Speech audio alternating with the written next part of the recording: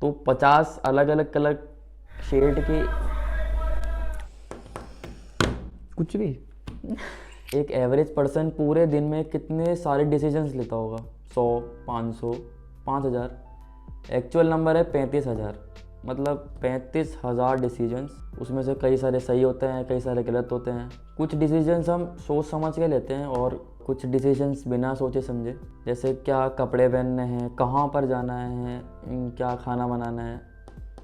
नहीं, ये वाला नहीं लिया जाता। 24 घंटे ब्रेन में कुछ ना कुछ चलता रहता है, जैसे एक सिग्नल से दूसरा सिग्नल, फिर दूसरे से तीसरा, ऐसे सब न्यूरॉन्स में ट्रांसफ़र होता रहता है। इतने सारे थॉट्स आते हैं एक दिन में हमको, और इसी थॉट से कनेक्ट होती है कोई फीलिंग, कोई इमोशन, और इसी इमोशन और फीलिंग के बेस पे डिसाइड करते हैं कि हमको क्या परचेज़ करना है या क्या कंज्यूम करना है। और ये जो परचेज़ करने वाले और कंज्यूम करने वाले डिसीजंस होते हैं वो इतना ज़्यादा कॉन्शियस होके नहीं लेते कंज्यूमर्स, और इसी का फ़ायदा उठाते हैं जो मार्केटर्स होते हैं। वो क्या करते हैं कि कंज्यूमर्स के ब्रेन पे रिसर्च करते हैं, स्टडी करते हैं, और देखते हैं कि उनका बिहेवियर कैसा है, उनका हैबिट कैसी है, और फिर उसी बिहेवियर और हैबिट को देखते हुए अपने प्रोडक्ट्स को इम्प्रूव करते हैं और डेवलप करते हैं, और इसी की वजह से उनकी सेल्स ग्रो होती है। और वो समझते हैं कि कंज्यूमर्स कौन सा प्रोडक्ट क्यों खरीदता है, कब खरीदता है, और ऐसी क्या क्वालिटी होती है उस प्रोडक्ट में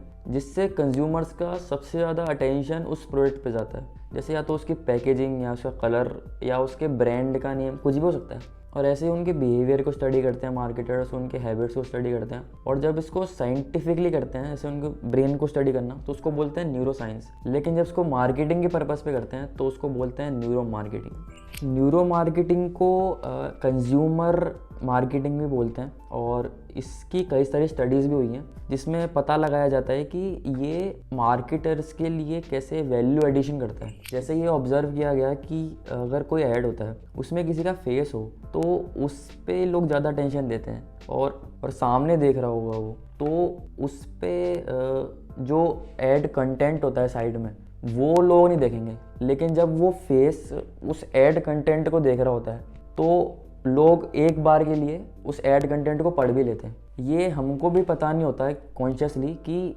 हम किस तरह ऐड को देख रहे हैं, लेकिन जो मार्केटर्स होते हैं वो हमारे जो आई बॉल मूवमेंट्स होती हैं उनको देख के पता लगा लेते हैं, और इसी से ये ऑब्जर्वेशन पता लगाई गई। और फिर वो एड्स भी इसी तरह बनाते हैं कि सबसे ज़्यादा अटेंशन मिले कंज्यूमर्स को उनको, और फिर वो इसी आई ट्रैकिंग टेक्निक का यूज़ करके अपनी सेल्स ग्रो कर रही है। इसी तरह कंपनी न्यूरो इमेजिंग का यूज़ करती है। उसमें फ्रीटोले कंपनी है जो चिप्स वगैरह बनाती है, उसमें उन्होंने वॉलंटियर्स इकट्ठे करे और उनकी ब्रेन एक्टिविटी को चेक किया। उन्होंने 2 पैकेजिंग दिखाई, एक शाइनी पैकेजिंग और एक मैट पैकेजिंग। तो मैट पैकेजिंग पे ब्रेन एक्टिविटी शाइनी पैकेजिंग से ज़्यादा थी। तो उन्होंने ये कंक्लूजन निकाला कि शाइनी पैकेजिंग पे ज़्यादा टेंशन नहीं मिल रही कंज्यूमर्स की, तो वो अब मैट पैकेजिंग प्रोड्यूस करते हैं, और इससे उनकी सेल्स पे काफ़ी फ़र्क पड़ा था। कलर्स भी बहुत बड़ा रोल प्ले करते हैं कंज्यूमर्स को इन्फ्लुएंस करने में। जैसे हर एक कलर का एक इमोशन होता है,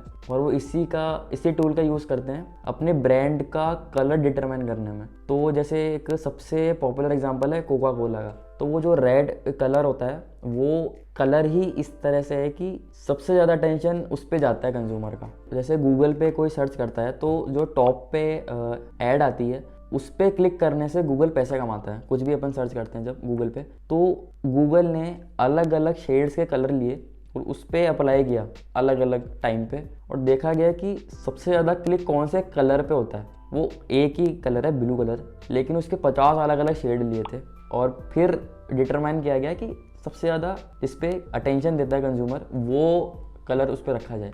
तो 50 अलग अलग लिए थे, 50 शेड ऑफ ब्लू बनाई थी उन्होंने। और ऐसे एक मिलती जुलती टेक्निक है इसी से, न्यूरो इमेजिंग से, fMRI इमेजिंग। तो इसमें भी वही वॉलंटियर्स लेते हैं, उनको अलग अलग एड्स दिखाए जाते हैं, और उनकी ब्रेन एक्टिविटी को देखते हैं, और फिर उन एड्स को पब्लिक करने से पहले हमेशा यही सेम प्रोसीजर यूज़ करते हैं, और फिर जिसमें सबसे ज़्यादा ब्रेन एक्टिविटी होती है उस एड को पब्लिक करते हैं। और ये जो मार्केटिंग है, न्यूरो मार्केटिंग, ये अभी इतना कंपनीज यूज़ नहीं कर रही है क्योंकि इतना रिलायबल नहीं है। प्लस इसमें जो इन्वेस्टमेंट चाहिए होती है वो सिर्फ बड़ी कंपनीज होती हैं, वही कर सकती हैं। और जो टेक्नोलॉजी चाहिए वो भी इतनी अवेलेबल नहीं है, जो एफएमआरआई इमेजिंग होती है, न्यूरो इमेजिंग होती है। तो कंपनी इसको ज़्यादा यूज़ नहीं करी, लेकिन फ्यूचर में ये बहुत बढ़ने वाली है। तो ये था न्यूरो मार्केटिंग के बारे में, और इसको कैसा यूज़ करते हैं मार्केटर्स कंज्यूमर्स के डिसीजंस को इन्फ्लुएंस करने में।